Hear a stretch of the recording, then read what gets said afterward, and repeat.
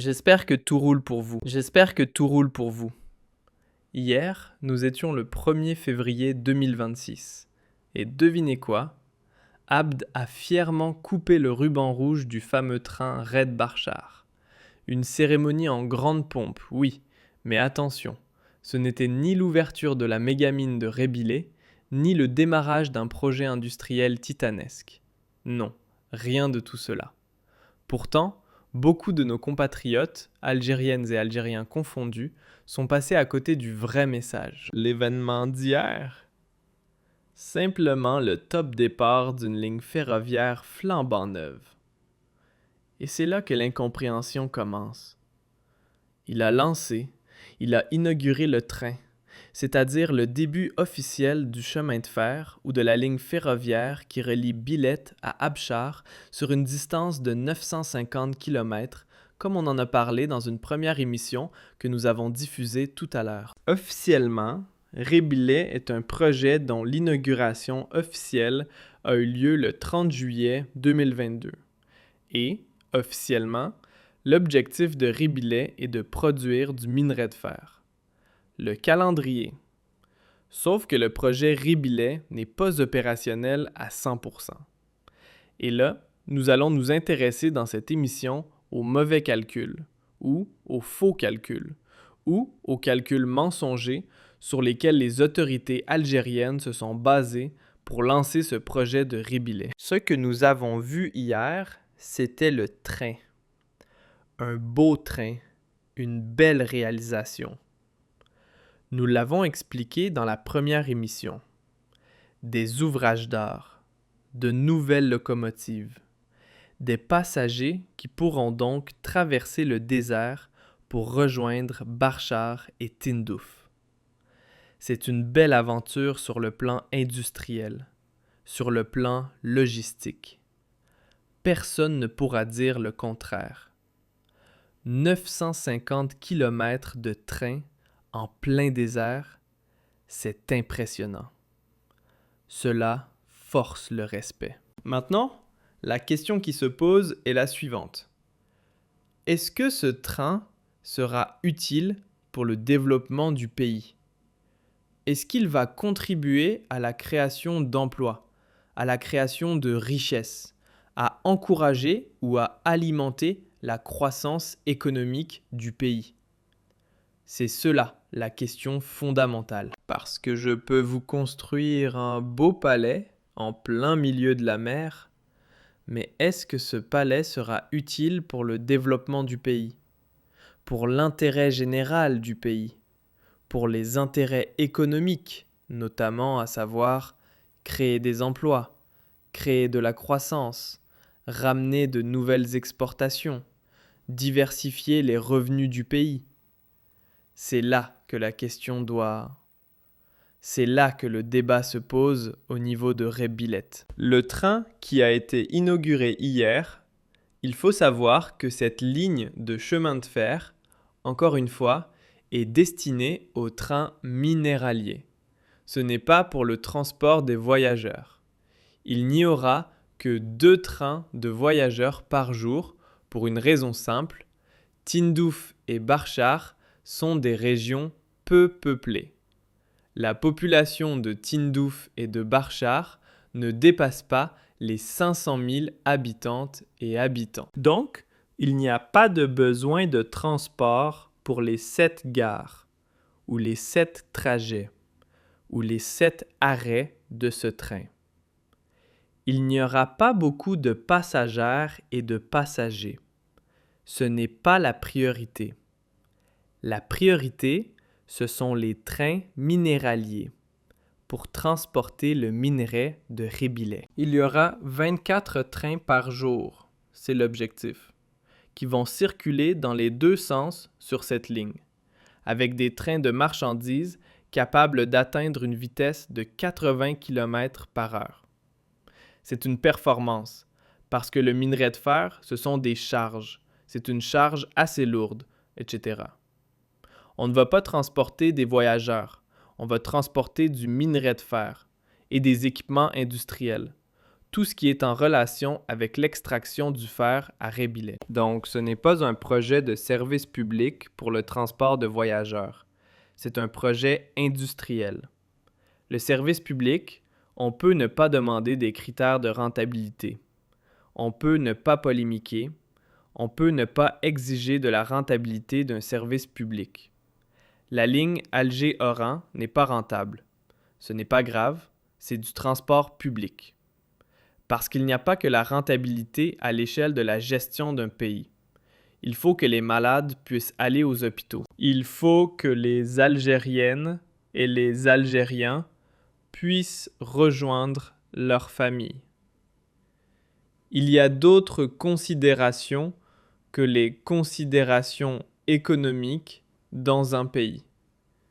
Donc, dans un projet de transport, dans tous les pays du monde, en France, par exemple, on parle du « je vais vous obtenir la population exacte de la région de Barchar et de Tindouf ». En France, par exemple, quand on va aller chercher, quand on va établir des grands projets de train, etc., on cherche, on ne se pose toujours pas, ce n'est pas la priorité et elle n'est pas toujours accordée à la rentabilité.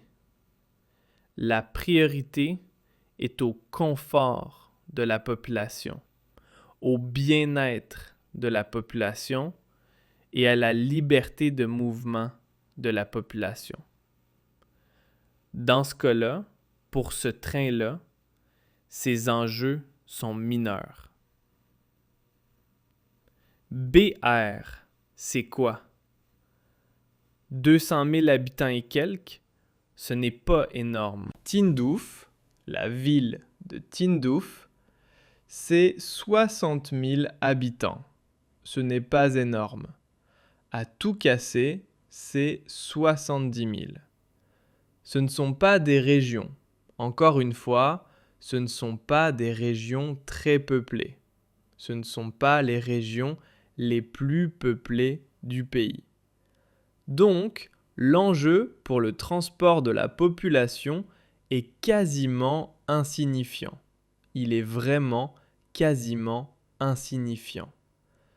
400 000 habitants et quelques. Tindouf, c'est dans les 200 000. Même pas 200 000 habitants.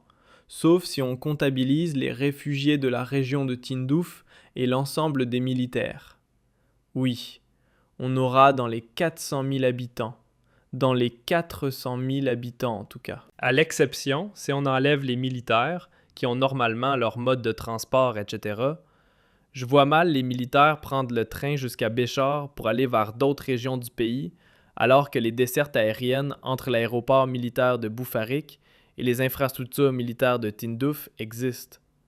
Je ne vois pas comment ces militaires vont utiliser ce train régulièrement, pour vous dire la vérité. Donc, la population qui va pouvoir utiliser ce train ne dépassera pas les 500 000 habitants, à tout casser. Mais bon, donc le train, c'est pour un projet industriel.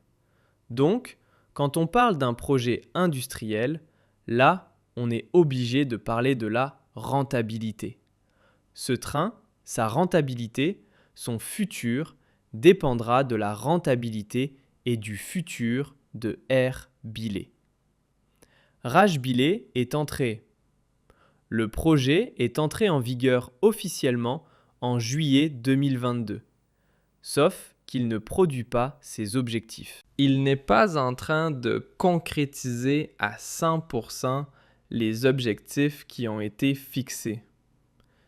Il faut savoir que R-Billet est un projet sur plusieurs phases et que le projet de R-Billet, et c'est cela que les autorités algériennes ne disent pas à l'opinion publique algérienne, c'est que Raj-Billet sera opérationnel à 100% qu'en 2040. La première phase, 2024 à 2026, on est censé exploiter, produire entre 2 et 4 millions de tonnes de fer, ce qui est très peu, ce qui est une production très faible.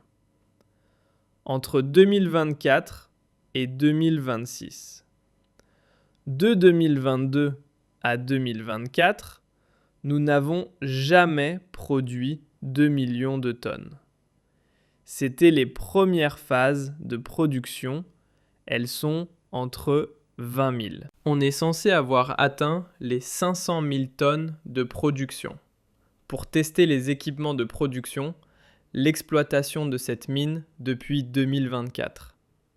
Mais là, on va entrer dans les 2 millions de tonnes à partir de cette année. On est censé atteindre les 4 millions de tonnes. On n'a aucune certitude qu'on va produire 4 millions de tonnes de fer. Pour le moment, il n'y a aucun chiffre. On sait que Abdelmadjid Tebboune, on lui a menti. On lui a dit qu'en 2025, on avait fait 2 millions de tonnes, ce qui était complètement faux.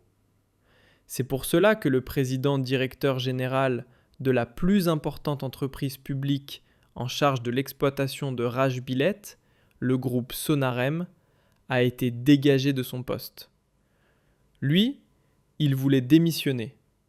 On l'a empêché de démissionner. On lui a dit il a été remplacé, etc. parce qu'il y a un problème au niveau de la transparence dans la gestion il n'y a aucune transparence dans la gestion de Erbilay. Personne n'explique aux Algériens et aux Algériennes que ce projet sera difficilement opérationnel à 100% en 2040.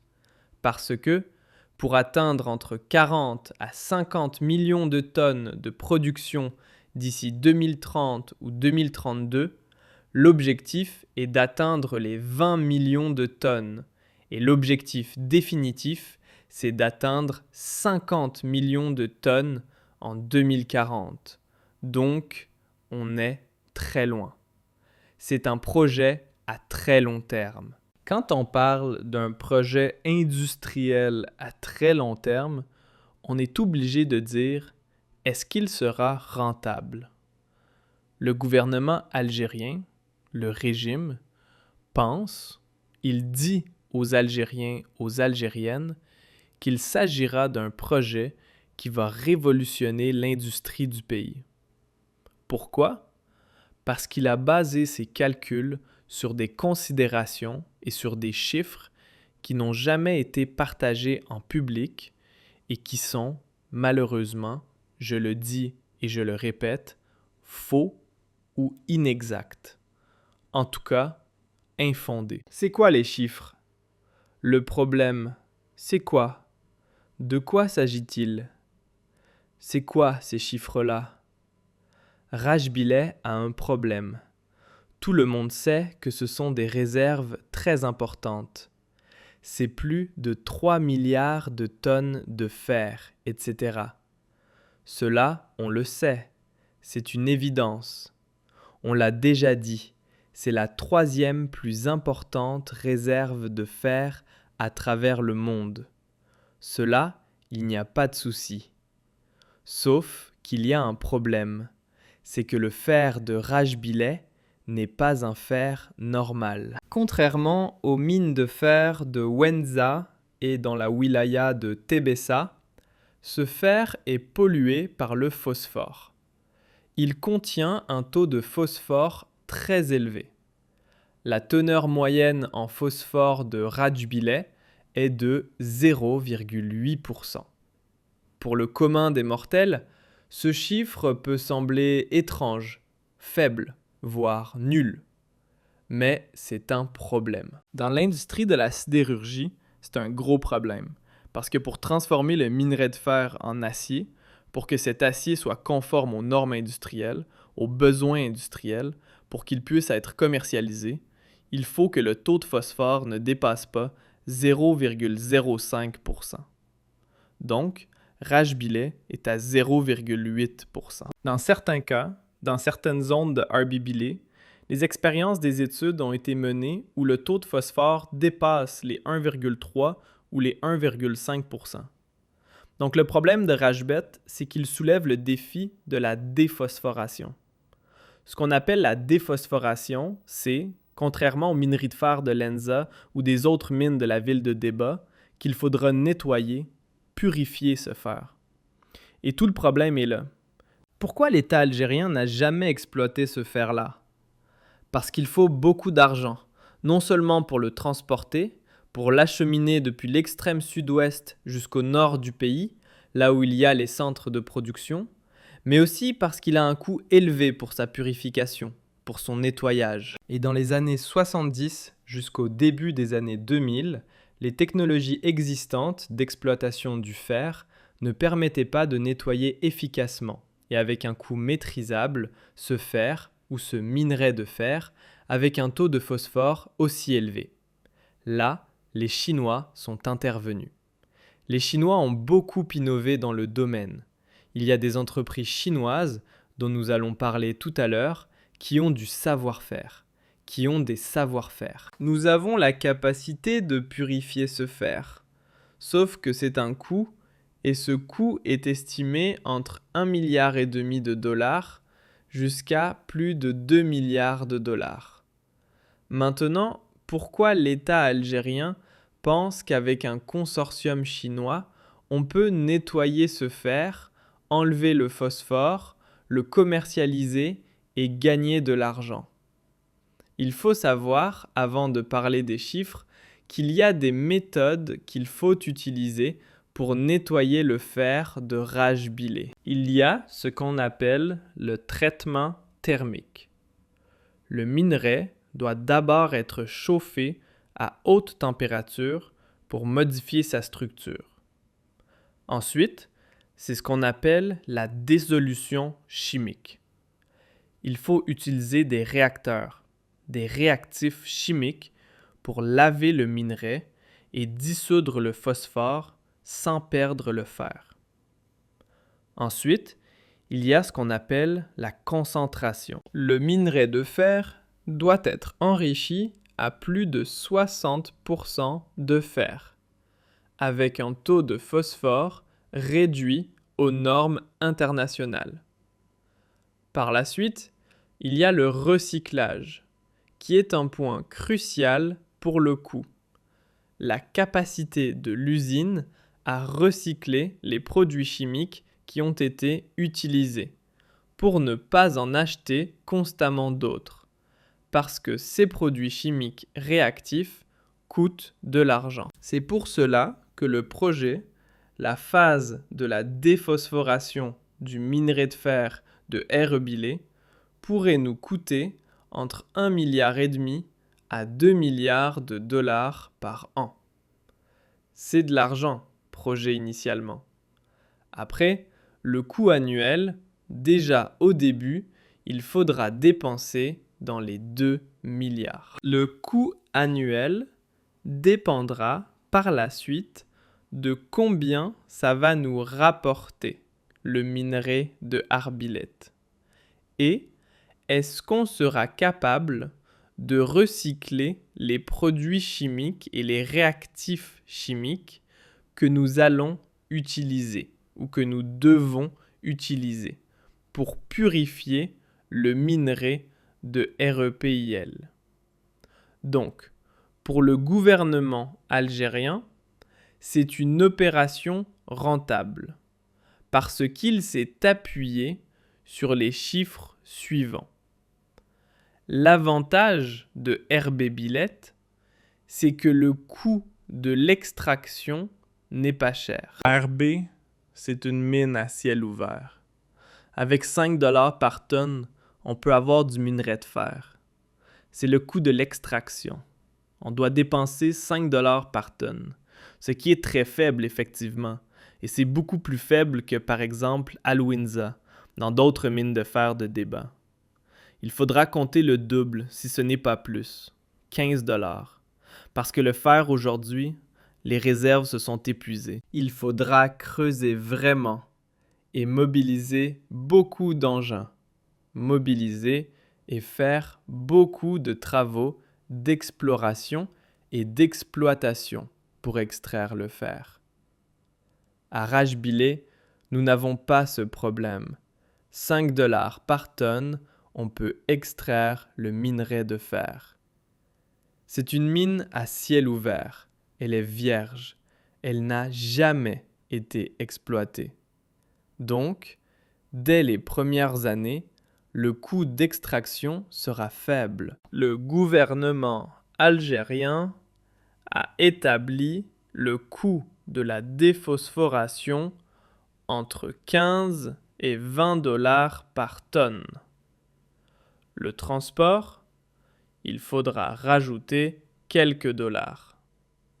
Le total, le gouvernement algérien estime, selon ses recherches, que le total par tonne sera entre 40 et, dans le pire scénario, 50 $ par tonne. Je résume. 5 $ pour l'extraction, 15 $ pour la déphosphoration, 8 $ par tonne pour le transport grâce au transport ferroviaire, le train que nous avons vu hier, qui a été lancé, et vous avez l'eau, le dessalement, parce que pour extraire ce fer, etc., le gouvernement algérien prétend qu'avec 10 $ par tonne, il peut financer le coût du gaz, de l'électricité et de l'eau qui seront nécessaires pour le fonctionnement de l'exploitation de la mine de REB.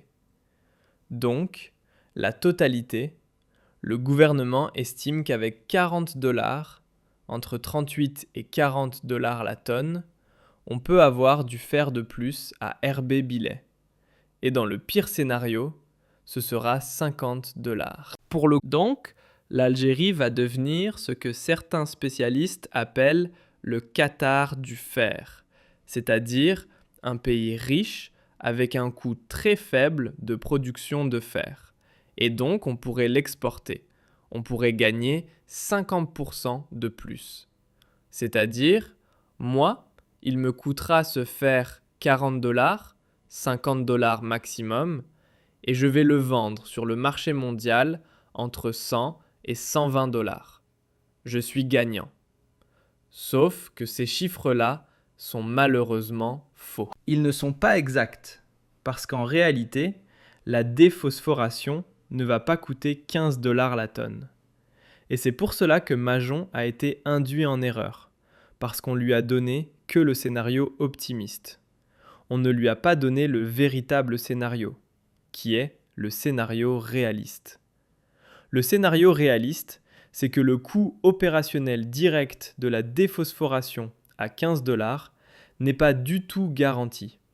C'est une estimation très optimiste, je dirais même irréaliste. Pourquoi ? Parce que, d'abord, il y a une complexité chimique. La déphosphoration va coûter beaucoup plus cher que les 15 $. Le coût réel ne peut pas être inférieur à 35 ou 40 $ la tonne. Pourquoi ? D'abord, le phosphore de Rajbetet n'est pas seulement posé sur le fer. Il est lié à la structure minéralogique du fer. C'est-à-dire que le phosphore, il est vraiment profondément ancré dans le fer. Du coup, pour s'en débarrasser, un simple lavage ne suffit pas. Ce qu'il faut, c'est un grillage magnétisant. Il faut utiliser des méthodes de lavage, de séparation qui sont complexes, qui ne sont pas simplistes, comme le pense Abdmajid Tebboune ou comme l'a calculé le régime algérien. On parle de lixiviation acide ou de grillage magnétisant. Ce sont des méthodes complexes dont les partenaires chinois maîtrisent le processus, sauf que le coût sera élevé. Il ne sera pas à 15 $ la tonne. Il sera minimum 35 voire 40 $ la tonne. Pourquoi ? Le minerai, d'abord, nécessite des réactifs chimiques qu'il faut importer. Une consommation thermique, une consommation d'énergie, d'électricité, etc. Et de l'eau pour le grillage. Et le traitement, donc, peut grimper de 35 à 40 $ la tonne. Les réactifs chimiques, il faut les importer avec un dinar qui est faible, une dégringolade de la valeur du dinar. Et ces réactifs chimiques peuvent coûter plus cher sur le marché mondial. Si la demande augmente, les prix vont augmenter et nous ne maîtrisons pas leur production. Il faudra essentiellement les importer de Chine. Et vous avez le coût de l'eau en plein désert, le coût du gaz, ce qui fait que pour 1 tonne de minerai de fer, il faut savoir qu'il faut entre 2 à 5 millions de mètres cubes d'eau. Ce n'est quand même pas n'importe quoi. Donc, s'il faut traiter 2 millions de tonnes de fer, il faudra un minimum qui peut atteindre 10 millions de mètres cubes d'eau. À Tindouf, il n'y a pas d'eau. L'eau est profonde, saumâtre, salée, rare. Le coût du pompage sera cher, le dessalement sera cher et le traitement des déchets liquides pour ne pas polluer, parce que les réactifs chimiques qu'on doit utiliser pour purifier, pour laver le minerai de fer de Rajbilleh, peuvent polluer les nappes phréatiques. Cela peut créer des dégâts environnementaux.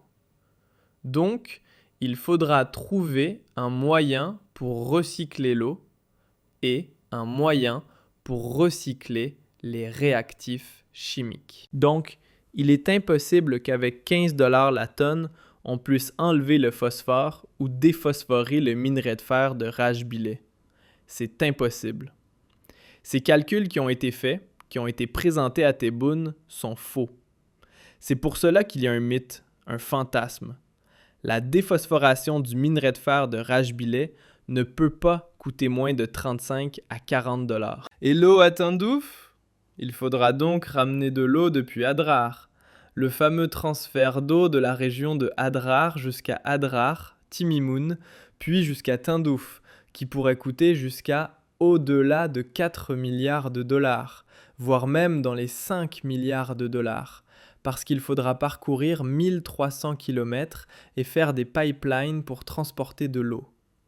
Et l'eau est rare. L'eau est une ressource épuisable avec les effets du réchauffement climatique. C'est une problématique majeure.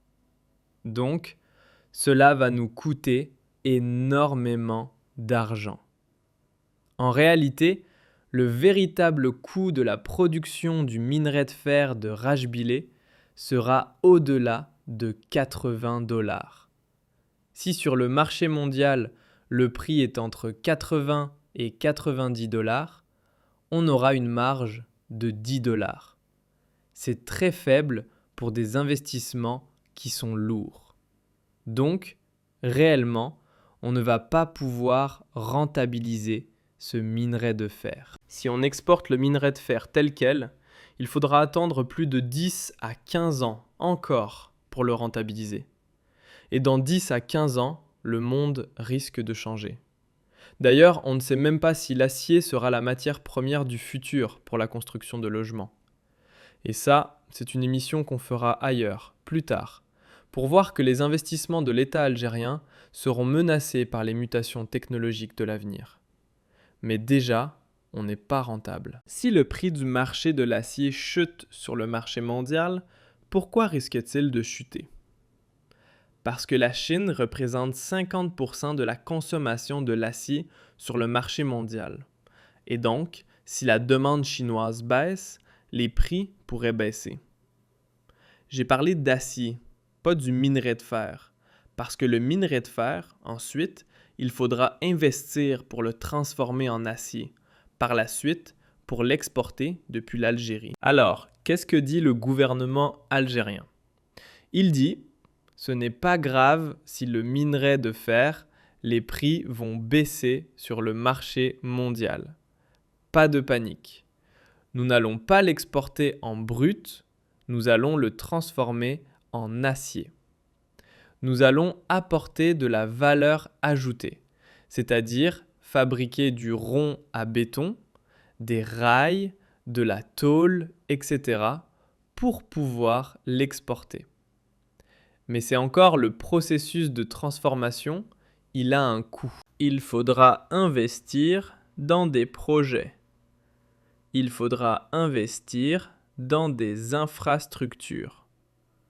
Comme c'est le cas exactement avec une grande usine de transformation du fer en acier, qui va coûter plus de 1 milliard de dollars et qui est censé être terminé en 2026. On va le voir. Donc, ce sera un coût supplémentaire. Est-ce que par la suite, on aura la capacité d'exporter beaucoup?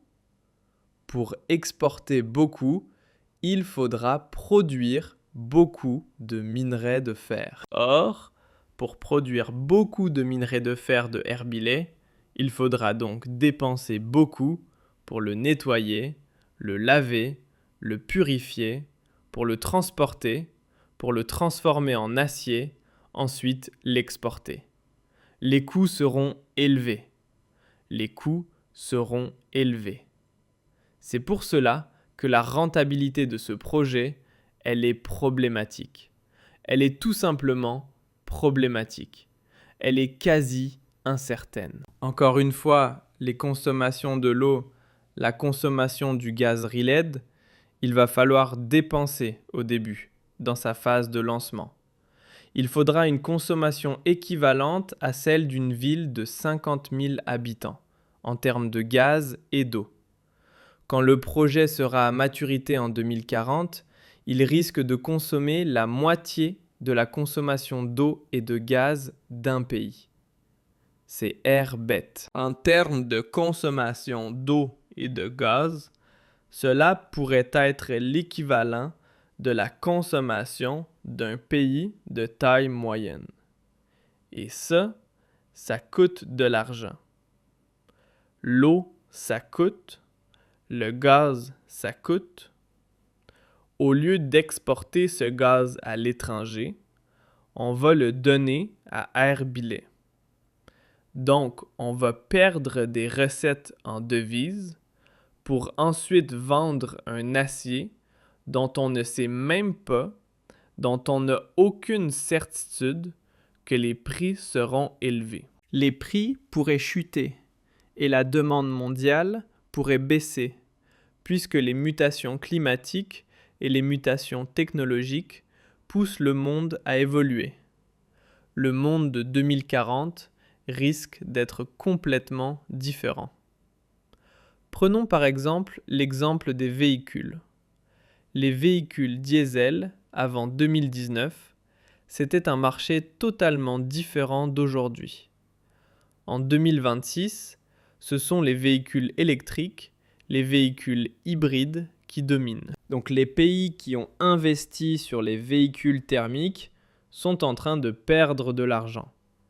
La même chose, on est en train d'investir sur l'acier, mais notre capacité, le projet va atteindre un niveau de maturité, son niveau de maturité intégrale, en 2040. Mais en 2040, on a les études et les projections qui montrent que l'acier risque de ne plus être utilisé. Il y aura d'autres matériaux. Donc on n'est même pas sûr qu'on pourra vendre cet acier. On va le consommer localement. Donc on ne pourra pas l'exporter. Si on ne l'exporte pas, il n'y aura pas de recettes en devises. Donc ce projet ne sera jamais rentable. Les calculs sur lesquels se sont basées les autorités algériennes ont été infondés, sont infondés, ont été manipulés ou ont été relativisés pour donner l'impression que c'est un projet qui est révolutionnaire, qui sera important et qui pourra être stratégique pour le pays. Or, en réalité, Les calculs sont faux. Ce projet sera très coûteux. Il sera tellement coûteux qu'avec l'argent qui a été dépensé pour Air Béthier, on aurait pu faire des projets beaucoup plus importants, qui nous auraient permis de gagner plus d'argent et qui nous auraient permis d'avoir des retours sur investissement beaucoup plus rapides. Et je donnerai un exemple concret dans la prochaine émission.